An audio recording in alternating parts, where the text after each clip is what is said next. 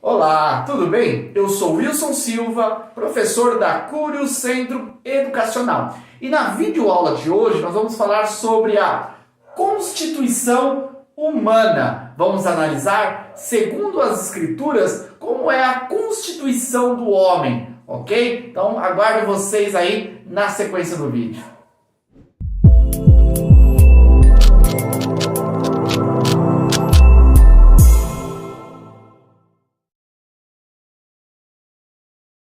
No campo da teologia, nós vamos ter aí duas posições, duas concepções em relação à constituição humana. Vamos ter a dicotomia e a tricotomia. Dentro da construção dessas ideias, nós vamos perceber que eles utilizaram alguns textos bíblicos. Portanto, vamos analisar melhor e entender entre a dicotomia e a tricotomia qual a posição mais correta em relação à constituição humana. Na tricotomia, nós temos a seguinte definição sobre a constituição humana. O homem é composto de corpo, alma e espírito. Neste caso, tricotomia vem de três partes, três substâncias: o corpo, a alma e o espírito. Um dos textos que eles utilizam para enfatizar essa ideia se encontra em 1 Tessalonicenses 5:23, que diz assim: "E o mesmo Deus de paz vos santifique em tudo, e todo o vosso espírito e alma e corpo sejam plenamente conservados e irrepreensíveis para a vinda de nosso Senhor Jesus Cristo." Então eles fundamentam-se nessa parte aqui, que diz espírito e alma e corpo, para dizer que a constituição humana é formada de três partes.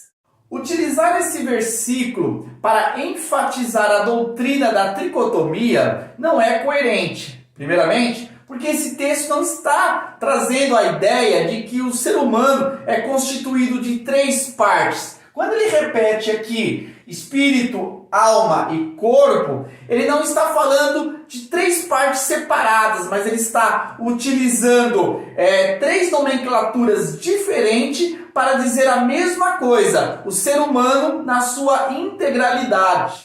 Veja, aqui em Marcos 12, diz assim: "Amarás, pois, o Senhor teu Deus de todo o teu coração, toda a tua alma e de todo o teu entendimento e de todas as tuas forças." Ele fala de quatro partes: forças, entendimento, alma e coração. Então, nesse caso, nós diríamos que o ser humano é dividido em quatro partes. Porém, segue-se a mesma regra do versículo anterior. Ele está utilizando nomes diferentes, mas para dizer a mesma coisa. Já a dicotomia vai dizer que o homem é formado de alma, espírito, no sentido que é a mesma coisa da alma, e corpo. Nesse caso, o homem é dicotômico, ele é constituído de duas substâncias, o corpo e a alma.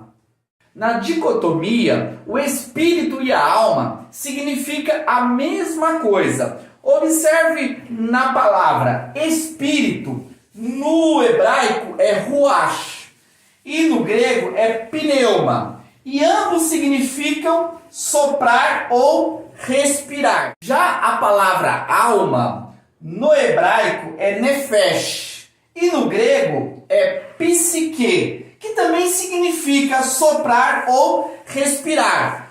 Porém, nós entendemos que, apesar de ser termos diferentes, alma e espírito possuem o mesmo significado.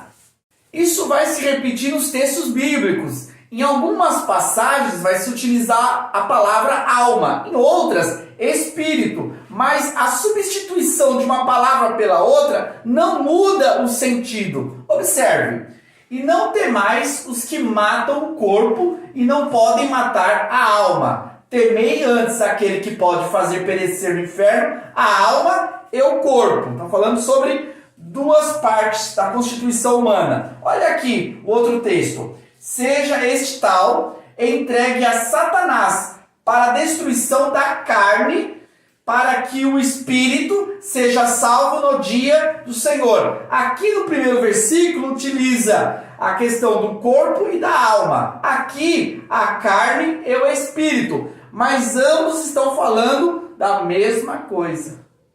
Outro versículo também que nos ajuda a entender essa questão. Disse então Maria: a minha alma engrandece ao Senhor, e o meu espírito se alegra em Deus, meu Salvador. No início ela fala da alma e depois ela completa falando do espírito. Ela está falando da mesma coisa, ela está falando daquilo que vem de dentro dela, do íntimo dela, que pode ser tanto a alma como o espírito. E um outro texto que fundamenta a posição da dicotomia se encontra em Gênesis 2:7, onde fala sobre a constituição, a criação humana. E formou o Senhor Deus o homem do pó da terra, matéria, corpo, e soprou em suas narinas o fôlego de vida, a parte espiritual. E o homem foi feito alma vivente. Então, na constituição de todo ser humano, primeiro houve a parte material, que seria o corpo, e também a espiritual, que seria o espírito ou a alma, que significa a mesma coisa. Diante dessas duas concepções, a dicotomia e a tricotomia, ficou claro que a dicotomia possui maior fundamentação bíblica, sendo ela uma doutrina mais sólida, mais coerente. Obrigado por nos acompanhar até aqui nesta videoaula. Até mais!